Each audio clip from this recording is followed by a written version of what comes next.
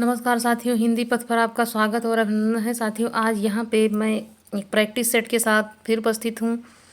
साथियों, मैं आशा करती हूँ आप लोग अपनी पढ़ाई को कर रहे होंगे और जो है बिना आराम किए, बिना रुके हुए अपनी पढ़ाई में आप आगे की तरफ अग्रसर होंगे, क्योंकि परीक्षा की कोई भी डेट बिल्कुल जल्द ही आने वाली है।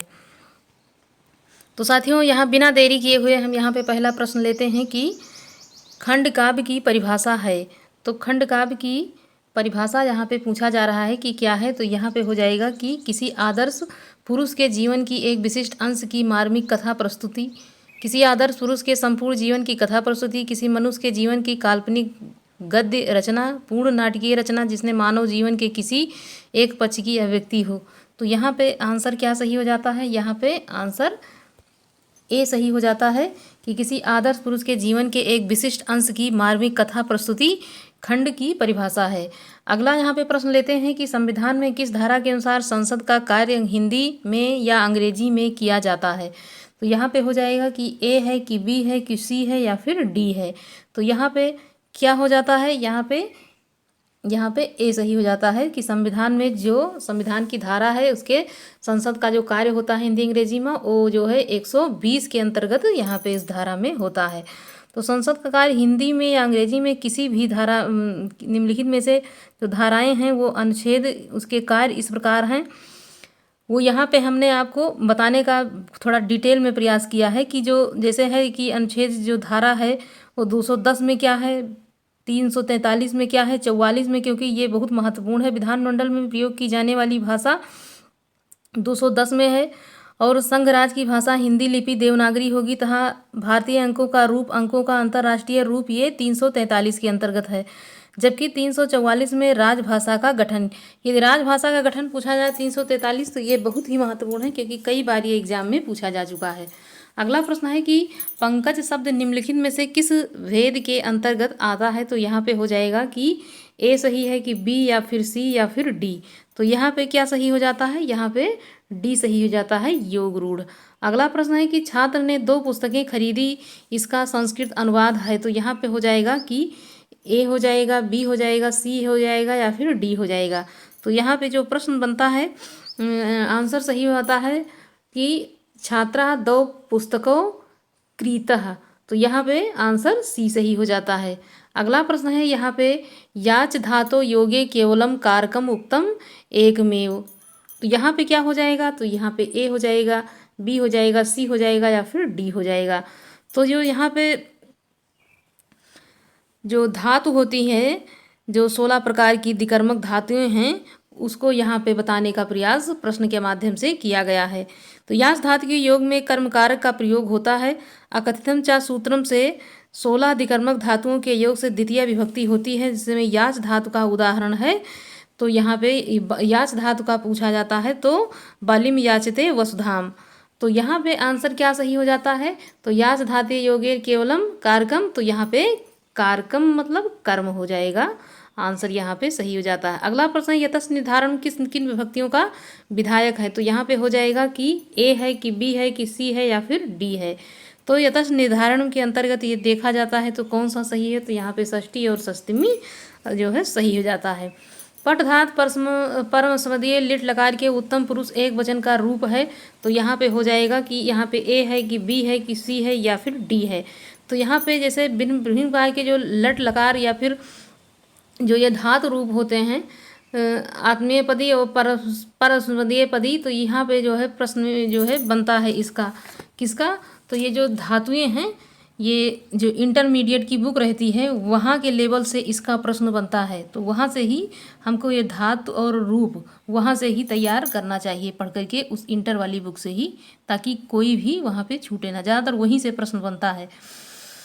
तो यहाँ पे आंसर क्या सही हो जाता है? यहाँ पे सही हो जाता है डी, यहाँ पे सही हो जाता है। अगला यहाँ पे प्रश्न है कि सहसा विधेयत ना क्रियाम, इस युक्ति से सूक्ति से युक्ति रचना यहाँ पे हो जाएगा। तो यहाँ पे हो जाएगा ए है, बी है, सी है या फिर डी है। तो यहाँ पे क्या हो जाता है सही? यहाँ पे बी आंसर सही हो जाता है, किरात अर्जुनियम से ये है। अगला प्रश्न यहाँ पे है कि काव्य रचना की दृष्टि से महाकवि माघ किन 3 गुणों से विभूषित किए गए हैं? तो काव्य गुण के बारे में तो यहाँ पे है ए है, बी है, सी है या फिर डी है। तो यहाँ पे सतरजतम, ओज प्रसाद माधुर, गौड़ी वैदर्भी पंचाली, उपमा अर्थ गौरव, पद लालित्य। तो यदि माघ जी को यहाँ पे देखते हैं तो महाकवि माघ को उपमा अर्थ गौरव तथा पद लालित्य तीनों गुणों से विभूषित किया गया है। तो यहाँ डी आंसर सही हो जाता है। एक पंक्ति भी रहती है कि उपमा कालिदासस्य भारवे अर्थिगौरवं दंडेन पदलालित्यम माघे संते त्रियगुणा। तो यदि पंक्ति इसको हम याद कर लेते हैं तो यहाँ पे ये 2-3 जो लेखक इसके अंतर्गत समाहित हैं इस पंक्ति के माध्यम से, तो वहाँ पे हमको जो है अच्छे से याद रहेगा कि यहाँ पे किसके बारे में क्या पूछा जा रहा है। अगला है कि वह स्त्री जिसका पति दूसरा विवाह कर ले, इस वाक्यांश के लिए एक शब्द क्या है? तो ये हो जाएगा अध्यूढ़ा है कि परित्यक्ता है कि अन्योढ़ा है कि खंडिता है। तो यहाँ पे आंसर सही हो जाता है ए कि ये अध्यूढ़ा हो जाता है। वह स्त्री जिसका पति दूसरा विवाह कर ले, इस वाक्यांश के लिए अध्यूढ़ा सही हो जाएगा। अगला प्रश्न यहाँ पे है मानव हिंदी व्याकरण में कारक वह व्याकरण कोटि है जो कार्य संपादित करने वालों की सूची देती है, संज्ञा या सर्वनाम की कार्यवाची प्रकार को बतलाती है, उद्देश्य और विधेय पदों को जोड़ती है, संज्ञा सर्वनाम पद का क्रियापद से संबंध व्यक्त करती है। यहाँ पे क्या सही हो जाता है? यहाँ पे आंसर सही हो जाता है डी की संज्ञा अथवा सर्वनाम पद का क्रियापद से संबंध व्यक्त करती है। अगला यहाँ पे प्रश्न है कि भाषा वैज्ञानिक दृष्टि से भाषा की परिभाषा क्या हो सकती है? तो यहाँ पे ए सही है, बी सही है, सी सही है या फिर डी सही है। तो यहाँ पे आंसर सही हो जाता है क्या? यहाँ पे आंसर सही आता है ए कि भाषा मानव मुख के ध्वन्यांगों से निसृप्त सामाजिक स्वीकृति प्राप्त सार्थक पदों के श्रृंखलित वाक्यों द्वारा विचार विनिमय का माध्यम है। अगला यहाँ पे प्रश्न है कि आप किन कथन को असंगत मानते हैं? तो यहाँ पे हो जाएगा ए सही है, बी सही है, सी सही है या फिर डी सही है। यहाँ पे कौन सा असंगत है ये यहाँ पे पूछा जा रहा है। तो यहाँ पे आंसर सही हो जाता है सी। अनुवाद में अनु का अर्थ है पहले लिखना और उसके बाद वाद का है अर्थ उसे पुनः या फिर बाद में लिखना। तो यहाँ पे आंसर सी सही हो जाता है। अगला यहाँ पे प्रश्न है कि परिभाषिक शब्दावली का निर्धारण कौन करता है? तो यहाँ पे कौन हो जाएगा? तो यहाँ ए हो जाएगा, बी हो जाएगा, सी या फिर डी। तो परिभाषिक शब्दावली का जो निर्धारण है वो कौन करता है यहाँ पे पूछा जा रहा है। तो आंसर यहाँ पे भाषा वैज्ञानिक जो होते हैं उसका निर्धारण करते हैं। किसी सीमित क्षेत्र में बोली जाने वाली स्थानीय भाषा को क्या कहते हैं? तो उसको क्या कहा जाता है? तो यहाँ पे ए हो जाएगा, बी हो जाएगा या फिर सी या फिर डी। तो वहाँ की जो सीमित मतलब स्थानीय भाषा होती है उसको हम क्या कहते हैं? तो उसे हम क्या कहते हैं? बोली कहते हैं। अगला यहाँ पे प्रश्न है कि सिंधी भाषा का विकास अपभ्रंश की किस बोली से माना जाता है? तो यहाँ पे हो जाएगा कि ब्रांचर से, पचासी से, मगधी से या फिर अर्धमगधी से। तो यहाँ पे आंसर सही हो जाता है ए ब्रांचर से सिंधी भाषा का विकास अपभ्रंश के किस बोली से? तो सिंधी भाषा से माना जाता है। अगला प्रश्न है कि जिस धर्म साम्य के को आधार मानकर उपमेय उपमान में एकता स्थापित की जाती है उसे क्या कहते हैं? तो वो कौन सी उसे जो है उपमेय और उपमान में एकता स्थापित किए जाने वाले जो शब्द हैं उसको साधारण धर्म कहते हैं, वाचक कहते हैं, उपमान कहते हैं या फिर उपमेय कहते हैं। तो आंसर यहाँ सही हो जाता है कि उसको हम साधारण धर्म कहते हैं। क्या कहते हैं? साधारण धर्म कहते हैं। अगला प्रश्न है कि काव्य का अनिवार्य तत्व क्या नहीं है?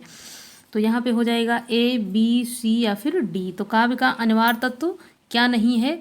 तो यहाँ पे हो जाएगा कि अलंकार जो होता है वो अनिवार्य तत्व के रूप में इसको नहीं माना गया है। इसमें अलंकार की परिभाषा एवं लक्षण से संबंधित कौन सा कथन सही नहीं है? जहाँ उपमेय उपमान की संभावना कल्पना की जाए वहाँ उत्प्रेक्षा होता है। उपमा रूप रंग गुण आदि की समानता के आधार पर दो भिन्न वस्तुओं की तुलना की जाती है। जब किसी वस्तु के एक से अधिक अर्थ निकलते हैं किसी शब्द के एक से अधिक अर्थ निकलते हैं वहाँ श्लेष होता है।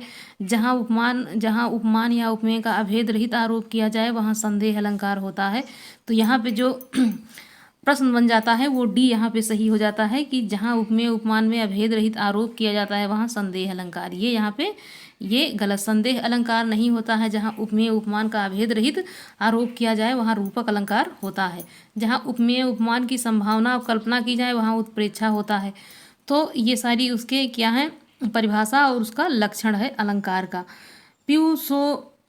प्यू सो कहो संदेशना हे भंवरा हे काग, सो धनि बिरही जरी मुई तेही तेही के धुआं हमें लाग। तो ये पंक्ति पूछी जा रही है कि कौन सा छंद है, तो चौपाई है कि दोहा, कुंडलियाँ है या फिर सोरठा है। यहाँ पे आंसर सही हो जाता है कि ये दोहा है। क्या है? दोहा है। प्यूसो कहो संदेशना हे भंवरा हे काग, ये पद्मावत की पंक्तियां हैं। यहाँ पे जो जायसी की बहुत ही महत्वपूर्ण पुस्तक है। यहाँ पे है साधारणीकरण के संदर्भ में कहा गया यह वाक्य भावकत्व साधारणीकरण निम्नलिखित में से किस आचार्य का है? तो यहाँ पे हो जाएगा कि ए है कि बी है कि सी है या फिर डी है। तो आंसर यहाँ पे क्या सही हो जाता है? ए। ये भट्ट नायक का साधारणीकरण की बात ये आ जाती है, तो वहाँ पे आंख मूंद करके भट्ट नायक जी को यहाँ पे लगा देना है। भाव का साधारणीकरणम। तो यहाँ पे अगला प्रश्न यहाँ हम लेते हैं कि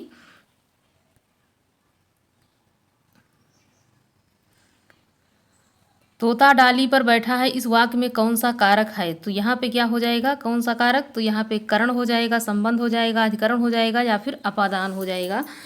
तो यहाँ पे में और पर जहाँ होता है नहीं, तो वहाँ पे आंसर क्या सही हो जाता है? सी हो जाता है, अधिकरण।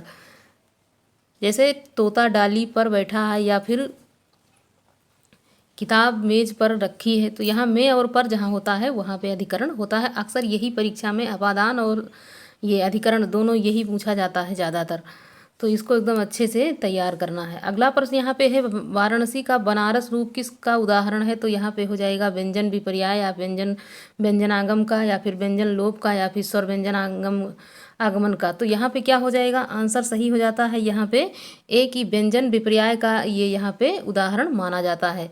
अगला यहाँ पे प्रश्न है कि कंकन किंकिन रनित नूपुर थे, हिलते थे छाती पर हार, मुखरित था कलरव गीतों में स्वर लय का होता है अभिसार, बिछड़े तेरे सब आलिंगन पुलस स्पर्श का पता नहीं, मधुमय चुंबन का कतराए आज न मुख को सता रही। उपर्युक्त काव्य पंक्तियों में यहाँ पे काव्य दोष लक्षित होता है, ये यहाँ पे पूछा जा रहा है। तो यहाँ पे हो जाएगा कि ए सही है, बी सही है, सी सही है या फिर डी सही हो जाएगा।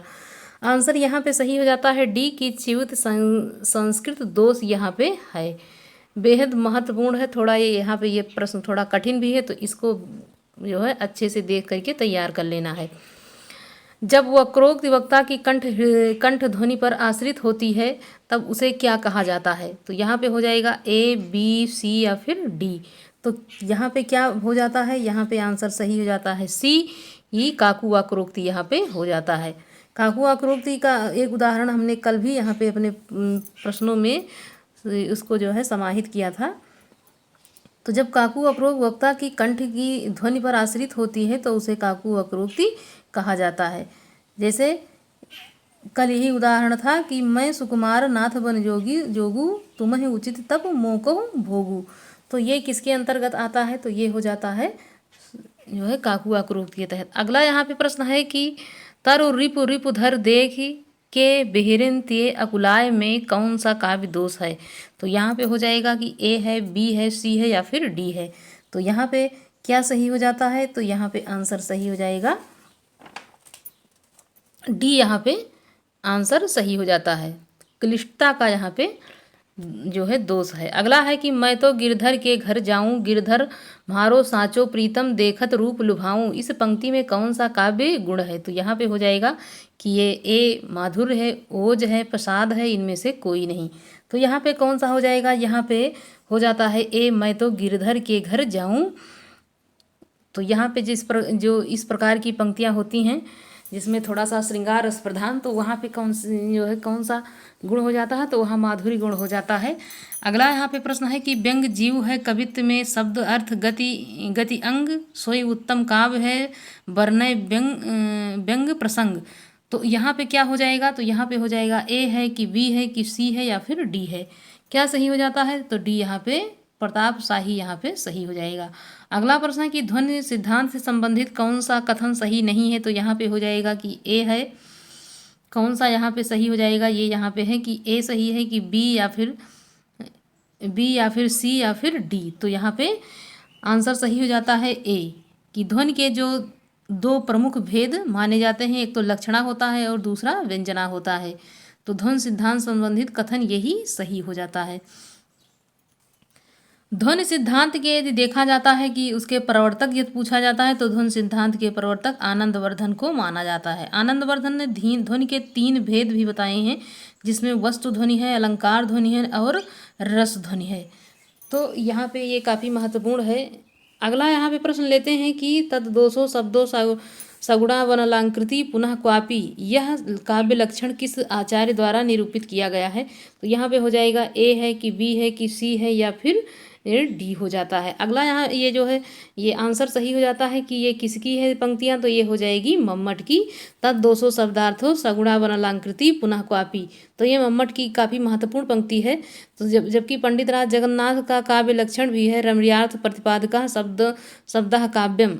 दंडी का देखा जाए तो दंडी का काव्य लक्षण है शरीर तो दिष्टार्थ वंचिन्ना पदावली आदि, इस प्रकार के जो भी महत्वपूर्ण ये काव्य पंक्तियाँ रहती हैं इन लोगों की, जो संस्कृत के मतलब रस सिद्धांत वाली कवि हैं, तो उनकी पंक्तियों को याद करते हुए चलना है कि कहीं से कोई भी पंक्ति छूटने ना पाए। अगला प्रश्न है कि कविता मनुष्य के स्वार्थ से संबंधों के संकुचित घेरे से ऊपर उठती है, यह कथन किसका है। तो यहाँ पे हो जाएगा कि यहाँ पे ए सही है, बी सही है, सी सही है या फिर डी सही होता है।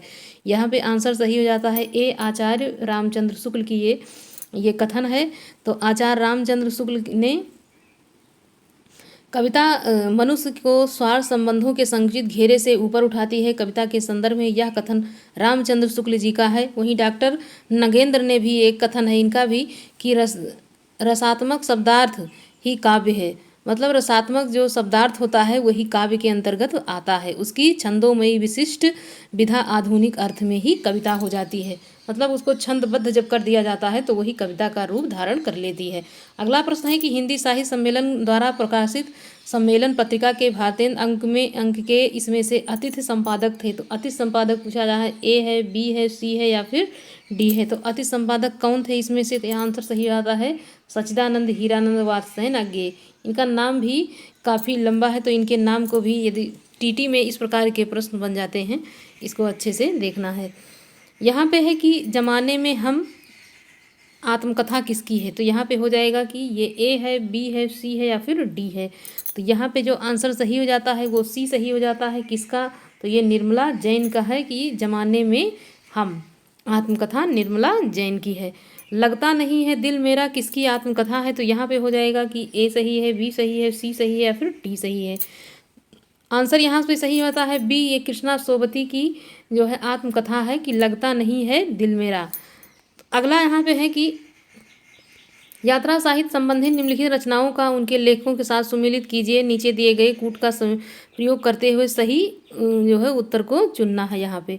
तो यहाँ पे आंसर क्या सही हो जाता है,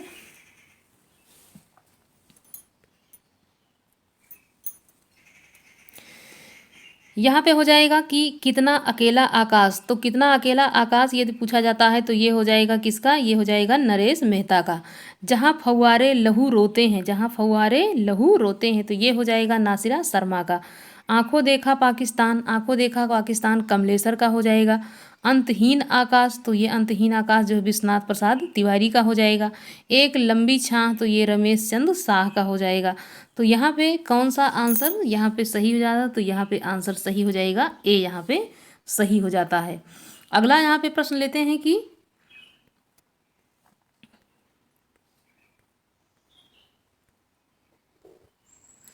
लंका यात्रा का विवरण, यात्रा वृत्तांत के लेखक यहाँ पे पूछा जा रहा है कौन है। तो यहाँ पे ए है, बी है, सी है या फिर डी है। तो यहाँ पे आंसर सही हो जाता है बी, गोपाल राम गहमरी का ये हो जाता है। अगला यहाँ पे है तंत्रलोक से यंत्रलोक तक किसका यात्रा लिखा गया यात्रा वृत्तांत है। तो यहाँ पे हो जाएगा ए है, बी है, सी है या फिर डी है। तो ये जो है वो किसका हो जाएगा, ये यहाँ पे आंसर सही आता है नगेंद्र का ये माना जाता है।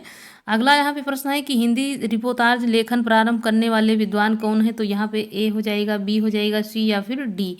तो यहाँ पे आंसर सही हो जाता है किसका, यहाँ पे ए सही हो जाता है शिवदान सिंह चौहान। तो शिवदान सिंह चौहान हिंदी में रिपोर्टाज लेखन का प्रारंभ करने वाले प्रथम विद्वान के रूप में ये जाने जाते हैं। इनकी रचना का नाम है लक्ष्मीपुरा, जो हिंदी की प्रथम रिपोर्टाज माना जाता है। यह रूपाब पत्रिका में प्रकाशित हुई। कब प्रकाशित हुई, तो 1938 में यह प्रकाशित हुई। रिपोर्टाज शब्द जो है वो किस भाषा में है पूछा जाता है, तो ये फ्रांसीसी शब्द जो है भाषा में है। बाजे पायलिया के घुंघरू के लेखक कौन है यहाँ पे है, तो यहाँ पे हो जाएगा ए बी सी या फिर डी। तो ये यहाँ पे बाजे पायलिया के घुंघरू कन्हैया लाल मिश्र प्रभाकर की रचना, ये यहाँ पे आंसर सही हो जाता है। कन्हैया लाल मिश्र प्रभाकर द्वारा विरचित भूले हुए चेहरे, जिंदगी मुस्कुराई, माटी हो गई सोना, दीप जले शंख बजे, कन्हैया लाल मिश्र प्रभाकर जी के ये जो है रेखा चित्र के रूप में ये जाने जाते हैं। अगला प्रश्न है कि अमिट रेखाएं के संस्मरण रेखा चित्रकार कौन है, तो यहाँ पे ए हो जाएगा, बी हो जाएगा, सी हो जाएगा या फिर डी हो जाएगा। तो अमिट रेखाएं जो हैं ये आंसर यहाँ पे सही हो जाता है बी, सत्यवती मलिक की ये यहाँ पे रेखा चित्र माना जाता है। अगला प्रश्न है कि अकाल पुरुष गांधी शीर्षक में महात्मा गांधी के जीवन के माध्यम से नए धर्म की अवधारणा को किस साहित्यकार ने साकार किया है, तो यहाँ पे हो जाएगा ए है, बी है, सी है या फिर डी है। तो यहाँ पे आंसर क्या सही हो जाता है, आंसर सही हो जाता है यहाँ पे डी, जैनेन्द्र का यह माना जाता है। जैनेन्द्र अकाल पुरुष गांधी शीर्षक से महात्मा गांधी के जीवन के माध्यम से नए धर्म की अवधारणा को इन्होंने स्पष्ट किया है। जैनेन्द्र कुमार ने भी साकार किया है, लेकिन जैनेन्द्र कुमार को हिंदी में मनोविश्लेषणवादी उपन्यास का जनक जो है माना जाता है। किसे माना जाता है, तो जैनेन्द्र कुमार जी को ये माना जाता है। अगला प्रश्न है यहाँ पे,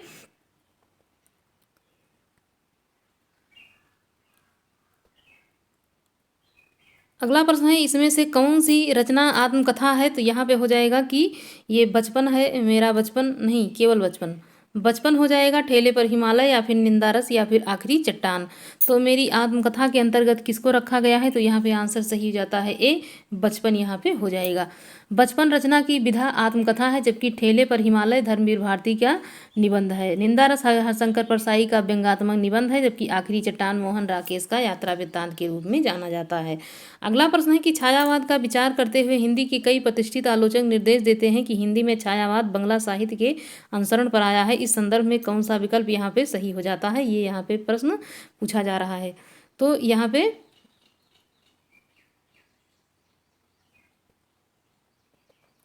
हो जाए बंगला अन्य विधाओं की तरह ही,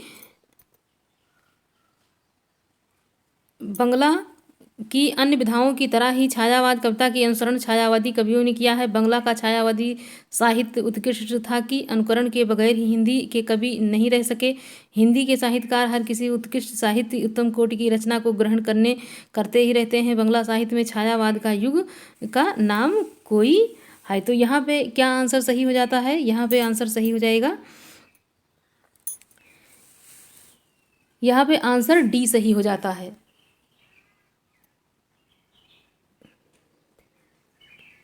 अगला यहाँ पे प्रश्न लेते हैं कि रोमांटिसिज्म के लिए हिंदी के स्वच्छंदतावाद का प्रयोग सर्वप्रथम किसने किया, तो यहाँ पे हो जाएगा ए है, बी है, सी है या फिर डी है। तो किसने यहाँ पे किया था, तो ये हो जाता है कि सी, यहाँ पे आचार्य रामचंद्र शुक्ल ने रोमांटिसिज्म का इन्होंने हिंदी के लिए स्वच्छतावाद का प्रयोग किया। कवि कर्म और काव्य भाषा किस आलोचक की समीक्षा कृति है, तो यहाँ पे हो जाएगा कि ये ए है, बी है, सी है या फिर डी है। तो यहाँ पे आंसर सही हो जाता है कौन सा, यहाँ पे आंसर सही हो जाएगा सी, यहाँ पे सही हो जाता है।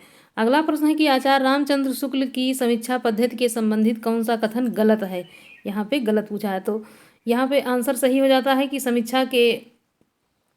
समीक्षा में रचनाकारों की विशेषताओं, उनकी अंतः प्रवृत्तियों की तरफ सर्वप्रथम आचार्य शुक्ल ने ध्यान आकृष्ट किया। उन्होंने आलोचना का ढांचा भारतीय रहने दिया, लेकिन उसका बाह्य रूप रचना विधान पश्चिम से कर लिया। समीक्षा की सैद्धांतिक मानदंड स्थापना का ऐतिहासिक काम आचार्य शुक्ल ने किया। उस सिद्धांतों को व्यवहारिकता के धरातल पर कार्यान्वित करने का गुरुत्तर दायित्व उन्होंने भावी समीक्षकों को सौंप दिया।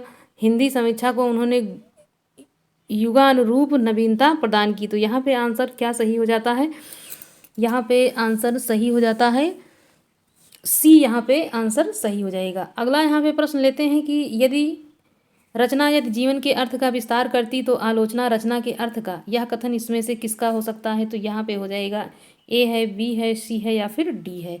तो यहाँ पे जो आंसर सही हो जाता है वो सी सही हो जाता है। राम स्वरूप चतुर्वेदी जी की ये कथन माना जाता है। कथन और पंक्तियाँ जो होती हैं वो परीक्षा में नए पैटर्न में बदलते हुए पैटर्न के अनुसार यही ज़्यादातर अब यही पूछा जाने लगा है कि इसमें कौन सा कथन किसका है। तो जो कथन है उसको बहुत ही अच्छे से तैयार करना है, क्योंकि कथन बहुत ज़्यादा इस समय पूछा जा रहा है। अगला प्रश्न है कि कविता तो कवि की आत्मा का आलोक है, उसके हृदय का रस है, जो बाहर की वस्तु का अवलंब लेकर फूट पड़ती है, यह कथन किसका है? तो यहाँ पे हो जाएगा ए है, बी है, सी है या फिर डी है। तो यहाँ पे भी आंसर क्या सही हो जाता है? यहाँ पे सी सही हो जाता है। रामधारी सिंह दिनकर की ये कथन है। यहाँ पे बर्बरता की सीढ़ी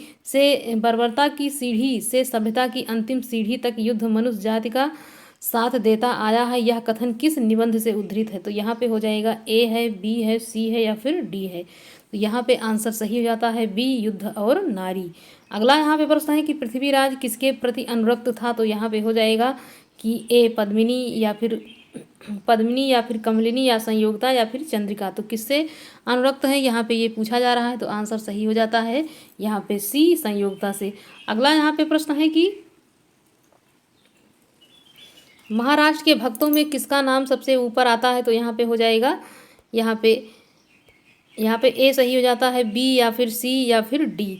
तो यहाँ पे जो आंसर सही हो जाता है ये डी सही हो जाता है, क्योंकि महाराष्ट्र के भक्तों में सबसे पहले नामदेव जी का नाम आता है। नामदेव ने निर्गुण और सगुण दोनों मार्गों को अपनाया और अभंगों छंदों की रचना किए। सूरदास तथा मीरा दोनों ही कृष्ण भक्त के परंपरा के सगुण भक्ति के ने अपनाया और तुलसीदास ने राम परंपरा के सगुण भक्ति को इन्होंने स्वीकार किया। तो यहाँ पे जो 2-3 कवि हैं उनके सब के बारे में यहाँ पे हमने थोड़ा सा कुछ जो है बताने का प्रयास किया। अगला यहाँ पे प्रश्न है कि प्रेमचंद की निम्नलिखित में से किस कहानी को उत्तर आधुनिक विमर्श में से एक वृद्धावस्था विमर्श के अंतर्गत रखा गया है? तो यहाँ पे हो जाएगा बूढ़ी काकी, अयोगझा या फिर सदगति या फिर मुक्त यश। तो यहाँ पे आंसर सही हो जाता है, कौन सा आंसर सही हो जाएगा? यहाँ पे ए, बूढ़ी काकी के अंतर्गत ये जो है कहानी वृद्धावस्था विमर्श के रूप में बूढ़ी काकी कि ये प्रसिद्ध है। यहाँ पे बेहद महत्वपूर्ण है ये प्रश्न कि प्रेमचंद की निम्नलिखित में से किस कहानी को उत्तर आधुनिक विमर्शा में से एक वृद्धावस्था विमर्श के अंतर्गत रखा गया है। ये प्रश्न बहुत ही महत्वपूर्ण है। अगला यहाँ पे प्रश्न है कि प्रेमचंद द्वारा उर्दू भाषा में लिखा गया उपन्यास बाजारे हुस्न। तो यहाँ पे क्या हो जाएगा? कायाकल्प हो जाएगा, सेवा सदन या फिर गबन या फिर रंगभूमि। तो आंसर यहाँ पे सही हो जाता है कौन सा? बी सही हो जाता है, सेवा सदन। अगला प्रश्न है कि सुचरिता का संबंध किस उपन्यास से है? तो यहाँ पे हो जाएगा कि ए है, बी है, सी है या फिर डी है।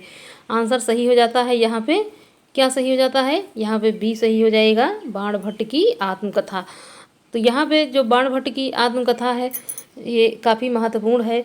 ऐसे ही बाणभट्ट की आत्मकथा की 1946 में ये प्रकाशित हुई। न्यूनिया इसके पात्र है और निपुणिका भी इसी की पात्र है। अगला यहाँ पे प्रश्न लेते हैं कि मुन्नी मोबाइल इस किसका उपन्यास है? तो यहाँ पे हो जाएगा कि प्रदीप सौरभ का है, महुआ माझी का है, रिश्ता शुक्ला का है, तुलसी राम का है। आंसर क्या सही हो जाता है? तो यहाँ पे आंसर जो हो जाता है वो सही हो जाता है किसका? प्रदीप सौरभ। मुन्नी मोबाइल उपन्यास जो है वो 2009 में प्रकाशित हुआ था।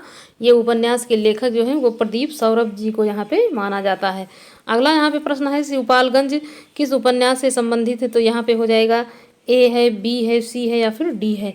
तो यहाँ पे जो आंसर सही हो जाता है वो बी सही हो जाता है, राग दरबारी। राग दरबारी जो है उपन्यास किसने लिखा है? तो यहाँ पे हो जाएगा श्रीलाल शुक्ल ने। और आधा गांव यदि पूछा जाता है तो ये जो है किसने लिखा है? आधा गांव ये राही मासूम रजा। ये कहाँ से संबंधित है? ये गंगोली गांव से संबंधित है। मैला आंचल वहीं यदि पूछा जाता है तो फड़ीसरनाथ रेणु का हो जाएगा। ये पूर्णिया मेरीगंज का ये यहाँ पे बात स्थानीय मतलब स्थान की बात की जाती है तो पूर्णिया और मेरीगंज की बात यहाँ पे की जाती है। मैला आंचल सन 1954 में प्रकाशित हुआ, जबकि आधा गांव 1966 में, जबकि राग दरबारी 1968 में और विश्रामपुर का संत यदि पूछ लिया जाता है तो 1998 में। और ये जो है श्रीलाल शुक्ल की रचना यहाँ पे मानी जाती है। शेष कादम्बरी उपन्यास की लेखिका यहाँ पे कौन है? तो यहाँ पे हो जाएगा मृदुला गर्ग हैं, उषा प्रेमवदा हैं, मन्नू भंडारी हैं, अलका सारावगी हैं। तो यहाँ पे आंसर क्या सही हो जाता है कि यहाँ पे आंसर डी सही है, अलका सारावगी इसका जो है सरावगी, ये यहाँ पे आंसर सही हो जाता है। अगला प्रश्न है यहाँ पे एक गली आगे मुड़ती है लेखिका के लेखक कौन है? तो यहाँ पे हो जाएगा ए है, बी है, सी है या फिर डी है। तो यहाँ पे आंसर सही हो जाता है बी, शिव प्रसाद सिंह की रचना ये यहाँ पे है। तो शिव प्रसाद इनकी रचना है गली आगे मुड़ती है, अलग अलग बैतरणी, दिल्ली दूर है, औरत, और उसके बाद कुहरे में युद्ध, वैश्वानर, शैलेशु उसके बाद नीला चांद आदि इनके बहुत ही महत्वपूर्ण उपन्यास हैं। यदि इसको हम याद कर लेते हैं तो प्रश्न कहाँ से पूछा जाएगा, अगर इन्हीं की रचना है इतनी सारी तो इन्हीं से तो बनेगा। तो सारे प्रश्नों को इनके पढ़ लेना है कि ताकि इनका प्रश्न कोई भी छूटने ना पाए, क्योंकि इनके ये ऐसा कोई कोई लेखक ऐसा रहता है कि वहीं से जो है 2 या 3 प्रश्न बन जाता है कभी कभी। तो यहाँ पे है कि अफ्रीका में रंग भेद और उपनिषेधवाद की स्थापना और भारतीय मूल के निवासियों के प्रति घृणा क्रूरता मार्मिक चित्रण की किस उपन्यास में किया गया है। तो यहाँ पे हो जाएगा ए, बी या फिर सी या फिर डी। तो यहाँ पे आंसर सही हो जाता है क्या, ए यहाँ पे सही हो जाता है। पहला गिरमिटिया में अफ्रीका में रंग भेद उपनिवेशवादियों की स्थानीय भारतीय मूल के निवासियों के प्रति घृणा क्रूरता मार्मिकता का चित्रण यहाँ पे किस में किया गया है। तो यहाँ पे पहला गिरमिटिया में किया गया है। यदि पहला गिरमिटिया के लेखक पूछा जाता है तो यहाँ पे आंसर सही हो जाता है कि ये गिरिराज किशोर की रचना है और ये किसके जीवन चरित्र पर लिखा गया है। तो महात्मा गांधी के जीवन चरित्र के पर ये आधारित ये रचना है। तो साथियों, हम आशा करते हैं कि आप लोगों जो है अपनी तैयारी में अच्छे से लगे होंगे और अपनी पढ़ाई को जो है सही दिशा में ले जा रहे होंगे। तो अपनी पढ़ाई को करते रहिए और जो है अपनी प्रैक्टिस को हल करते हुए जो अपने परीक्षा को आप मजबूती की तरफ ले जाएं। धन्यवाद।